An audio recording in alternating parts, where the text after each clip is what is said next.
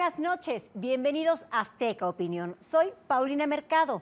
En este capítulo de 13 en Libertad, el periodista Sergio Sarmiento nos habla del proceso por el cual el expresidente Aylwin de Chile sacó adelante en términos económicos a dicha nación, cuando apenas lograban salir de la dictadura de Pinochet. Tiene como invitado a Ricardo Núñez Muñoz, embajador de Chile en México.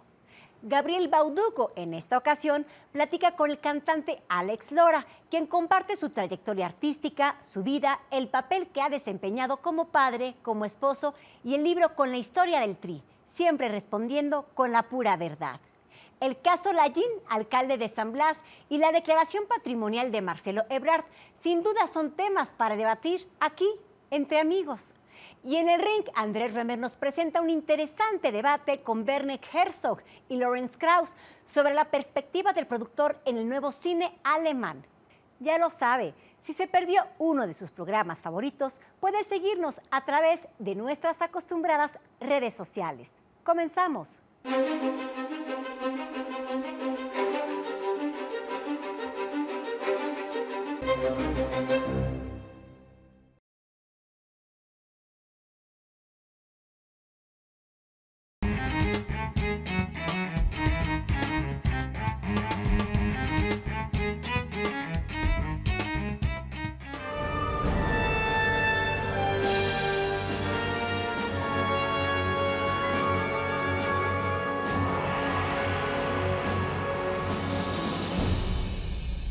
Me encuentro en la Embajada de Chile, en la Ciudad de México. Hace 25 años, el 11 de marzo de 1990, Patricio Aylwin asumió la presidencia de esta república hermana. No eran tiempos fáciles para Patricio Aylwin. De hecho, Chile había vivido varias décadas de gran turbulencia. Primero un gobierno de Salvador Allende con grandes problemas económicos y enfrentamientos políticos. Después un cruento golpe de Estado. Más tarde una brutal dictadura y una crisis económica realmente importante. A Patricio Aylwin le tocaba no solamente reconstruir las instituciones de la democracia chilena, sino hacerlo sin abandonar las medidas económicas surgidas en la dictadura que habían permitido el inicio del milagro económico chileno. El gobierno de Patricio Aylwin será recordado como el más importante en esta etapa histórica de nuestro país. Por de pronto porque él encabezó la reconstrucción democrática de Chile. Después de 17 años de dictadura del general Pinochet y de las Fuerzas Armadas de nuestro país, él representó la esperanza de libertad, la esperanza de construir una democracia más inclusiva, de una democracia que fuera capaz de contener a todas las fuerzas políticas, morales, religiosas y por cierto ideológicas que existían en la sociedad chilena. Y fue el reencuentro de nuestro país, y él la personificó por sin duda alguna, con nuestra tradición democrática. Mal que por mal en nuestro país, muy pocas veces en nuestra historia, por no decir solamente en una oportunidad, se rompió la convivencia democrática de los chilenos. El Patricio Aylwin, don Patricio, como lo decimos todos a quienes admiramos su personalidad y su capacidad de unir a todas las fuerzas democráticas en un momento determinado, será por lo tanto recordado en la historia de Chile como aquel que reencontró el camino del entendimiento superior de todos los chilenos más allá de las divisiones o diferencias lógicas, naturales que existen en una sociedad plural y heterogénea como la sociedad chilena.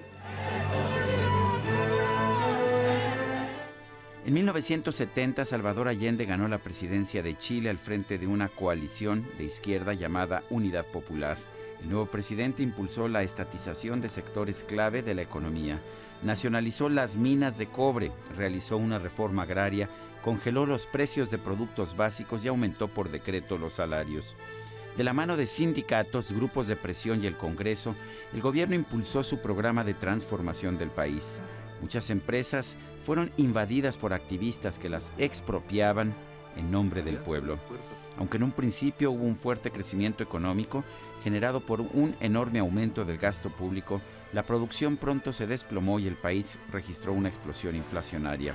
El déficit de presupuesto llegó al 25% del Producto Nacional Bruto.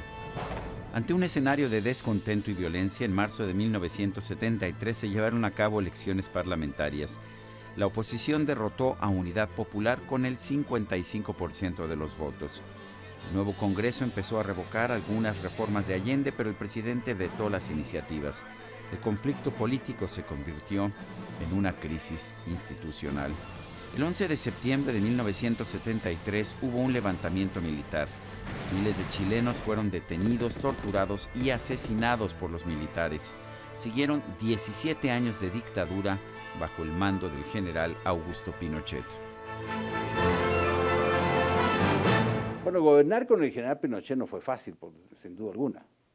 A diferencia de otras transiciones donde normalmente los dictadores se fueron para su casa o murieron en el cargo, como el caso de Franco, en el caso de Chile, el general Pinochet siguió siendo comandante en jefe de las Fuerzas Armadas de nuestro país, comandante en jefe del Ejército de Tierra, y una persona muy significativa desde el punto de vista de quienes seguían sus pasos o quienes entendían que él era una persona vital para la sociedad chilena y nuestro país.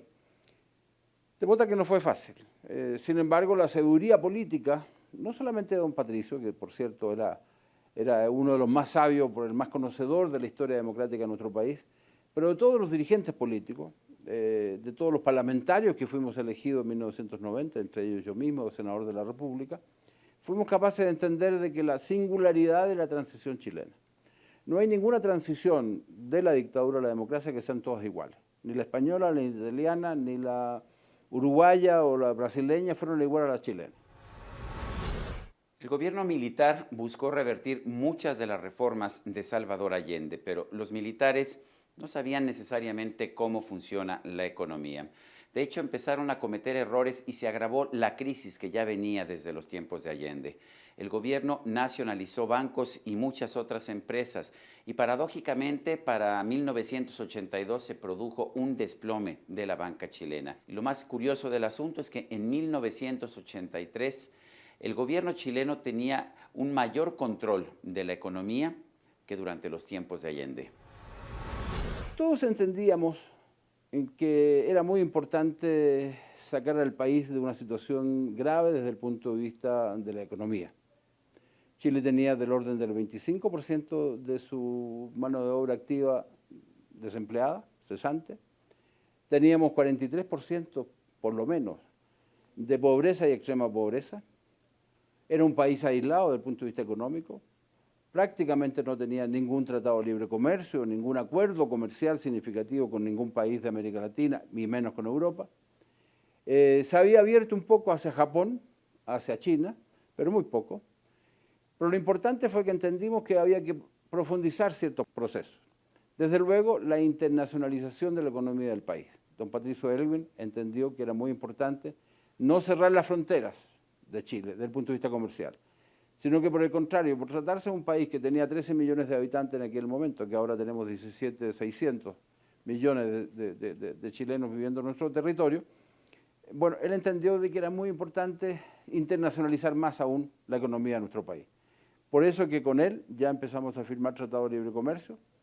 Lo hemos hecho a tal punto de que hoy prácticamente Chile tiene comercio con el 92% del PIB mundial. En 1985 el gobierno militar nombró como ministro de Hacienda a un joven ingeniero llamado Hernán Vichy, quien cambió radicalmente las políticas económicas del país. El nuevo ministro recortó el gasto público, redujo impuestos a las empresas, bajó los aranceles a las importaciones y promovió el ahorro y la inversión.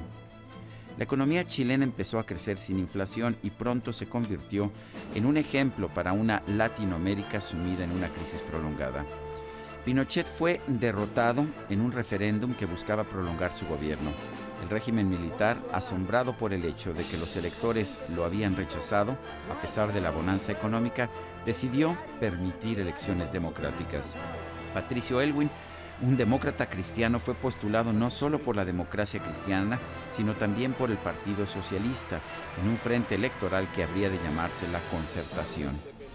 Aylwin triunfó por amplio margen y el 11 de marzo de 1990 se convirtió en el primer presidente electo democráticamente en Chile después de 17 años de dictadura. Aylwin tuvo una difícil tarea.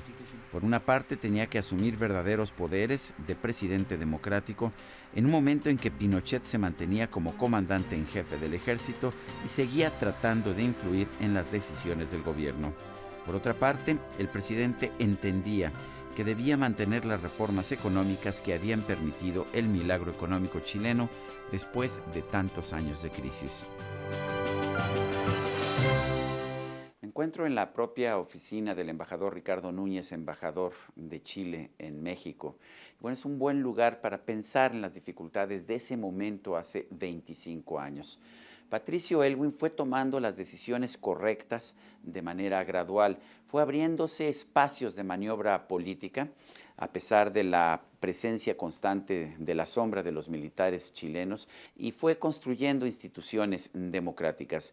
Esto lo hizo, sin embargo, sin abandonar las políticas económicas que habían comenzado durante la dictadura, pero que habían convertido a Chile en el país de más rápido crecimiento de América Latina.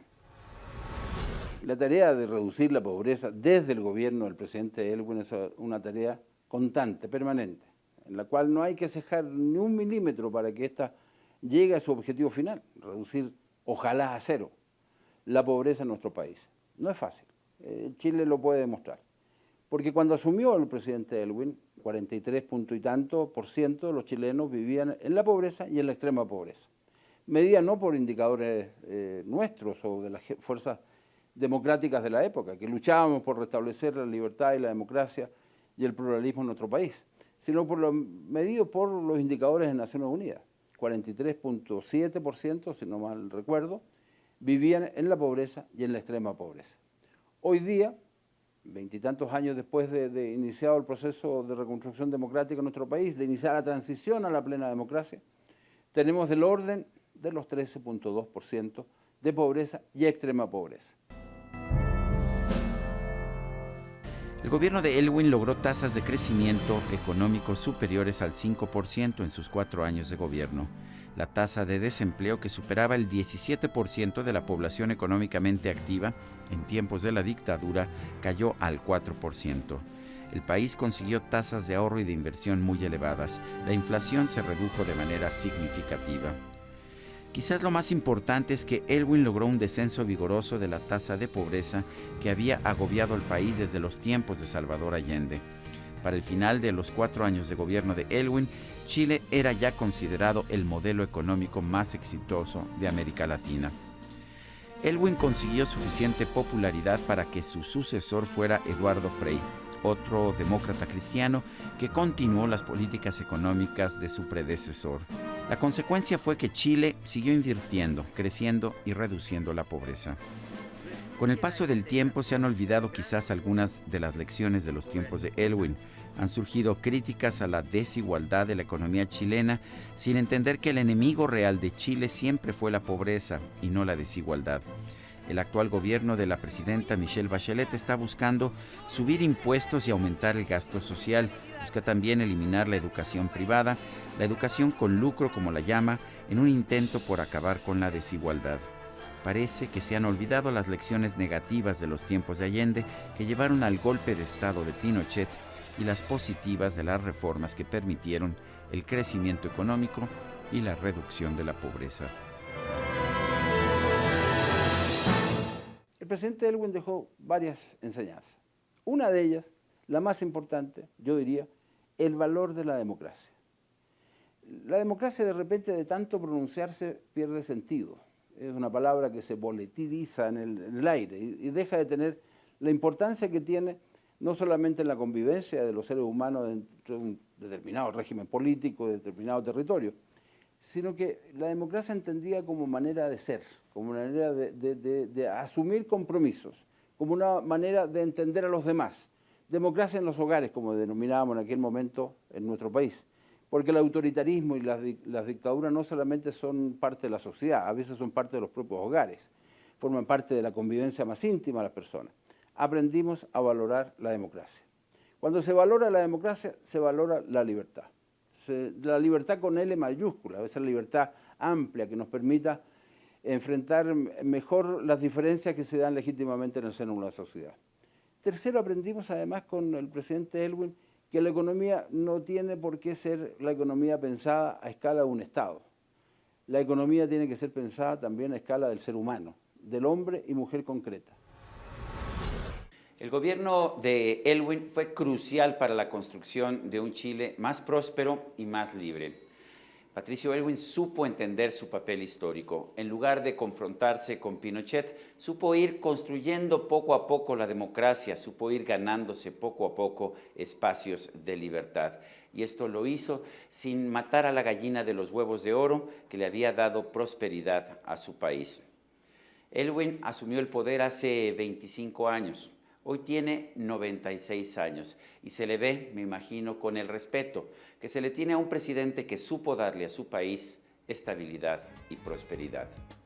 Yo soy Sergio Sarmiento y esto es 13 en Libertad.